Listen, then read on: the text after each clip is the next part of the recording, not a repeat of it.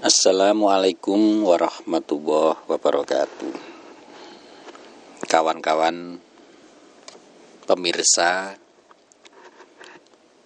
channel YouTube Kampus Wong Alus yang berbahagia dan dirahmati oleh Allah Subhanahu wa taala. Pada malam hari ini kita akan ijazahan dan juga penjelasan terkait dengan apa yang kita ijazahkan. Yang akan kita ijazahkan di sini adalah satu asma Allah yang sangat mudah dihafal dan sangat simpel, sangat sederhana. Satu asma Allah yaitu Ya Latif atau yang Maha Lembut. Meskipun terdengar sederhana, tapi di balik yang sederhana itu tersimpan kandungan makna, kandungan arti yang sangat dalam ini teman-teman. Ya Allah yang Maha Lembut. Apa artinya ini? Kelembutan yang bisa mudah dimaknai sebagai sesuatu yang bernada kasih sayang. Jadi yang namanya yang maha lembutnya Allah ini melampaui pikiran kita tentang kelembutan misalnya seorang anak kepada ibunya, seorang bapak kepada ibunya, seorang suami kepada istrinya, seorang istri kepada suaminya, kepada anak-anaknya dan semuanya. Semua itu adalah cipratan dari kelembutan dari Allah Subhanahu wa taala. Jadi kawan-kawan semua, asma Allah Ya Latif ini adalah asma Allah yang mana Allah ini menciptakan alam semesta ini dengan rasa cinta belas kasih yang setinggi-tingginya, sehingga dia Allah memiliki sifat yang maha lembut. Jadi kelembutan Allah dalam arti kelembutan batiniah, kelembutan rasanya Allah ini melebihi kelembutan dari semua makhluknya di muka bumi ini.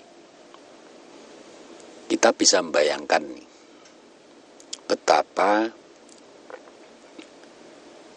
lembutnya Allah ketika misalnya seorang yang berdoa selirih apapun di dalam hatinya bisa terasa oleh Allah.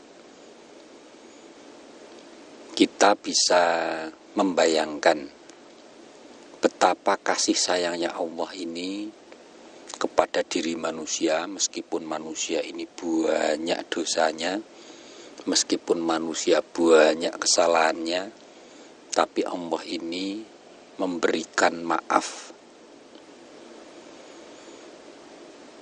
Sehingga pada akhirnya Allah yaitu tadi memiliki sifat yang maha lembut tadi, Ya Allah Ya Latif. Baik kawan-kawan semua yang dirahmati Allah Subhanahu wa taala, ayo kita ijazahan dulu. Ijazahan ini adalah ijazahan asma Ya Latif untuk semua hajat teman-teman. Untuk tata caranya, silahkan nanti diwiridkan asma Ya Latif ini dalam jumlah bilangan tertentu sehingga hajat kita akan terkabul. Apa hajat kita? Semua hajat kita. Jadi ini amalan untuk semua hajat, amalan untuk meminta. Karena Allah maha lembut tadi, Allah yang maha kasih sayang, yang setulusnya, sehingga perasaannya Allah ini perasaan yang sangat-sangat lembut, melebihi kelembutan seorang ibu kepada anaknya, melebihi kelembutan kasih sayang seorang bapak kepada anaknya, dan hubungan-hubungan manusia yang paling dekat itu masih kalah jauh sama kedekatan kelembutannya Allah Subhanahu wa taala. Baik kawan-kawan semua, ayo kita ijazahkan. A'udzubillahi minasyaitonirrajim. Bismillahirrahmanirrahim. Saya ijazahkan asma hajat agung dengan hak dan sempurna atas izin Allah Subhanahu wa taala. Ucapan qabiltu, saya terima asma hajat agung dengan hak dan sempurna atas izin Allah Subhanahu wa taala.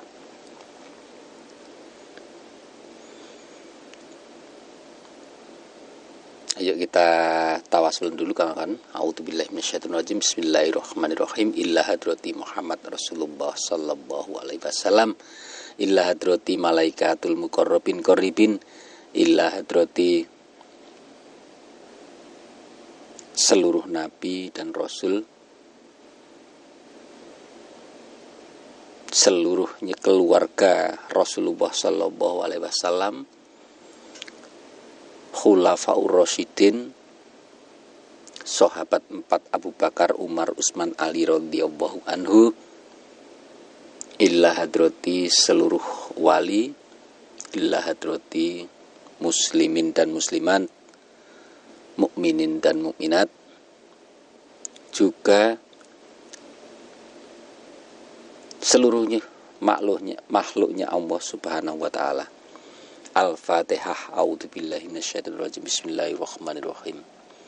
Alhamdulillahirabbil alamin arrahmanirrahim maliki yaumiddin. Iyyaka na'budu wa iyyaka nasta'in. Ihdinas siratal mustaqim. Siratal ladzina an'amta 'alaihim ghairil maghdubi 'alaihim waladdallin. Amin. Bismillahirrahmanirrahim. Berikut doanya teman-teman.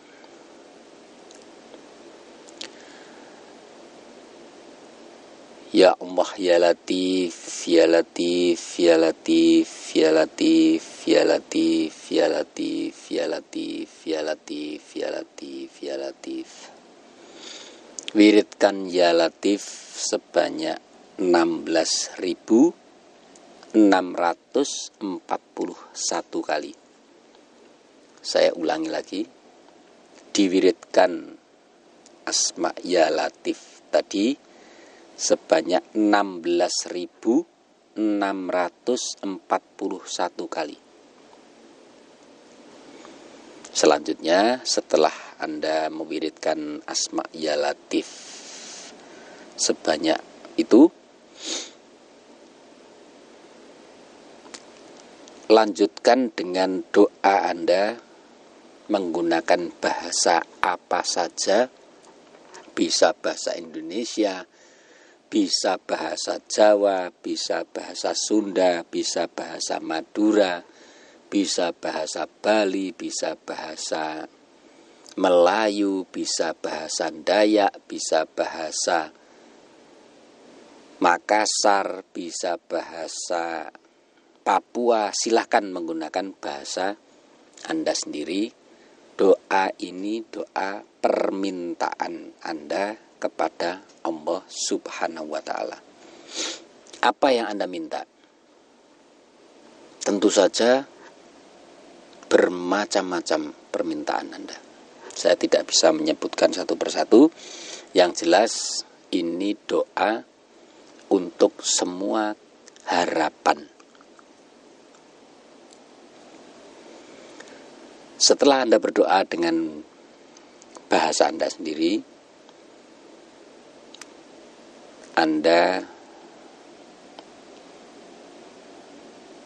akhiri dengan bacaan Alhamdulillahirabbil alamin.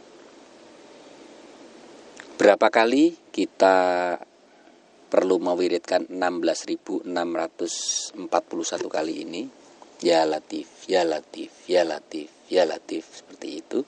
Dan setelah 16.000 bisa satu kali, bisa 3 hari, bisa satu kali, itu maksudnya satu kali duduk selesai 16.000, jadi satu hari 16.000, bisa 3 hari ataupun 7 hari. Jadi Anda bisa mewiridkannya sebanyak dalam sehari aja misalnya. Anda harus selesai. Jadi 16.641 ini harus selesai dalam waktu sehari. Sekali duduk teman-teman. Jadi Anda perlu mewiridkannya sekali duduk, diwiridkan 16.000 kali. 16.641 kali ini sekali duduk. Selanjutnya keesokan harinya lagi, keesokan harinya lagi sampai 3 hari. Kawan-kawan semua yang dirahmati Allah Subhanahu wa taala, bisa Anda pilih 1 hari, 3 hari atau 7 hari. Dan selanjutnya ini adalah Anda bisa mewiridkannya sewaktu-waktu, ya Latif, ya Latif, ya Latif, ya Latif, ya Latif. Nah, ketika Anda mewiridkan ini, yang perlu Anda lakukan adalah menggetarkan hati Anda agar hati Anda lembut begitu. Dengan hati yang lembut kawan-kawan semua, Anda bisa merasakan perasaan terdalam diri Anda, perasaan kasih sayang Anda curahkan, perasaan cinta Anda curahkan kepada Allah Subhanahu wa taala. Saya ulangi, Anda tumpahkan perasaan cinta kasih sayang Anda kepada Allah Subhanahu wa taala. Sehingga kalau kita mencintai Allah, kita pun akan dicintai oleh Allah, sehingga terjadi yang namanya keterhubungan yang erat antara hamba dengan Tuhannya.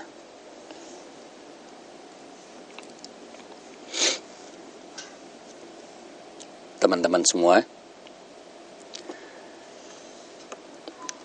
ada kalanya dalam hidup kita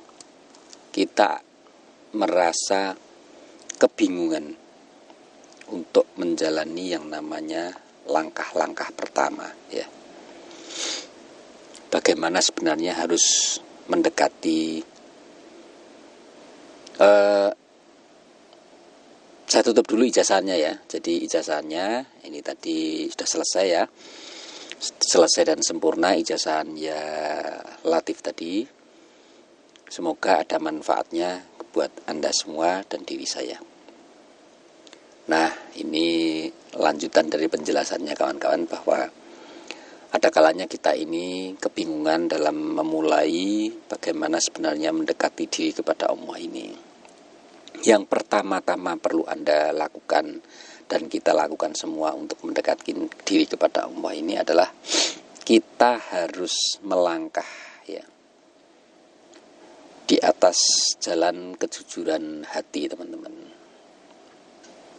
Sehingga dengan kejujuran hati ini di hadapan Allah, terutama kita nggak bisa yang namanya ini berbohong kepada Allah Subhanahu wa taala. Itu prinsip awal. Prinsip awal dari berjalan spiritual, mendekatkan diri kepada Allah Subhanahu wa taala ini adalah bahwa kita ini tidak bisa berbohong kepada Allah, dan yaitu tadi hati kita jujur, nggak bisa berbohong lagi kepada Allah Subhanahu wa taala. Oleh sebab itu, teman-teman, dengan yang namanya kejujuran hati itu, kita pada akhirnya akan taat kepada prinsip-prinsip ya. Prinsip-prinsip yang namanya prinsip akidah. Ada, saya ingat petuahnya seorang guru spiritual, syekh itu. Jadi keterhalangan hamba untuk sampai kepada Allah Subhanahu wa taala atau wusul ya, itu karena mereka menelantarkan prinsip-prinsip dari akidah. Akidah adalah yang artinya itu sebenarnya keyakinan ya. Dan keyakinan itu ada prinsip-prinsipnya.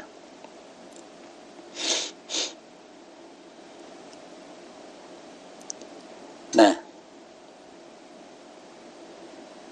seorang pejalan spiritual, sebut saja kita ini murid lah, ini dengan prinsip-prinsip akidah tadi, prinsip-prinsip yang kita yakini dalam hati bahwa kita ini sedang menuju Allah Subhanahu wa taala, pada akhirnya kita akan terbuka bahwa sesungguhnya kita ini harus kita yakini bahwa kita ini tidak bisa apa-apa, kita ini bodoh, dan kita ini adalah orang yang sangat lemah di hadapan Allah Subhanahu wa taala. Oleh sebab itu, dengan keterbatasan kita, dengan kebodohan kita, kita berdoa, kita luruskan yang namanya niat kita, agar kita ini diberikan oleh Allah ini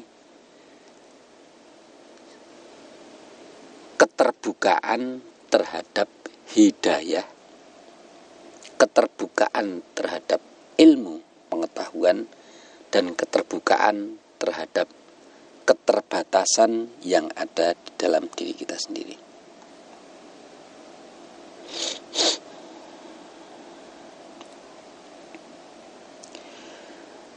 Nah, betapa tidak kita ini merasa bodoh, kita ini di belakang kita tidak tahu apa yang ada di kepala kita tidak tahu apa yang ada. Rambut kita pun kita tidak kelihatan.